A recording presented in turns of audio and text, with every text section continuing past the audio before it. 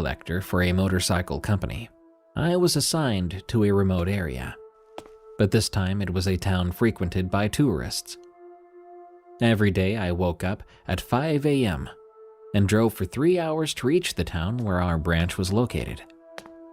My routine was always the same. I visited clients, collected payments, reminded them of due dates, and handed over the money I collected to the office. I hated being in that branch, mostly because the cashier always took his sweet time with his paperwork, causing me to drive home late at night. Riding a motorcycle late at night isn't something anyone enjoys. Besides the bugs flying into your face, you often get blinded by motorists with unnecessarily bright headlights. One day I had to go home late again because the cashier had gone out with a friend, leaving his job unfinished, as usual. I hated him every time he did that.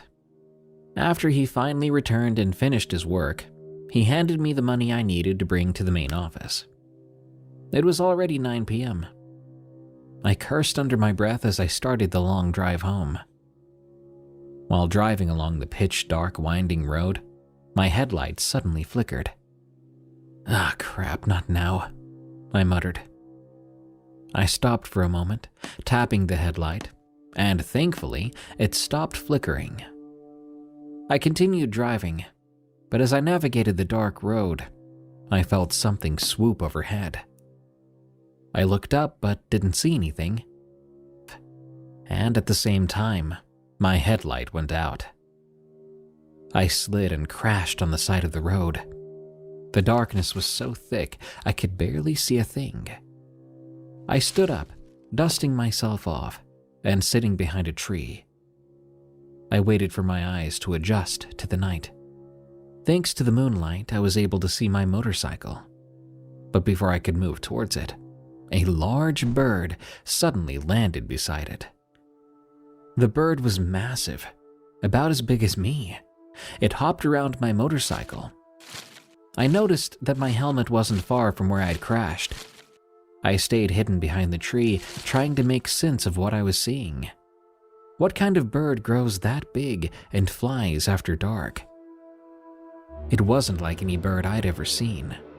It had a head like a turkey, and its feathers were as black as the night itself. As it neared my helmet, my jaw dropped. It reached out to my helmet, not with its feet or beak, but with what appeared to be a hand that came out from under its wing. I watched in terror as it picked up my helmet, only to drop it when it heard a car approaching.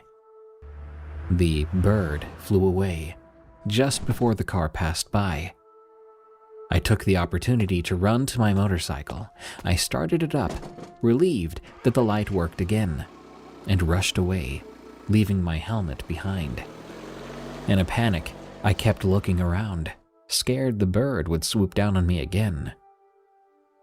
When I reached the main office, I handed over the money to the manager, who was standing outside the dormitories. He asked why I looked so dirty, and why I wasn't wearing my helmet. I lied and told him it fell off and I lost it. Before heading home, I spoke with the manager, requesting that he audit the branch I was assigned to make sure the cashier finished his work on time. I couldn't stand going home late every night. Thankfully, the manager agreed, and from there on out, I was able to leave at 5 p.m., avoiding any more late-night drives. Even so, I knew that I needed to get out of this job soon, but I hoped nothing bad would happen before I could finally make my escape.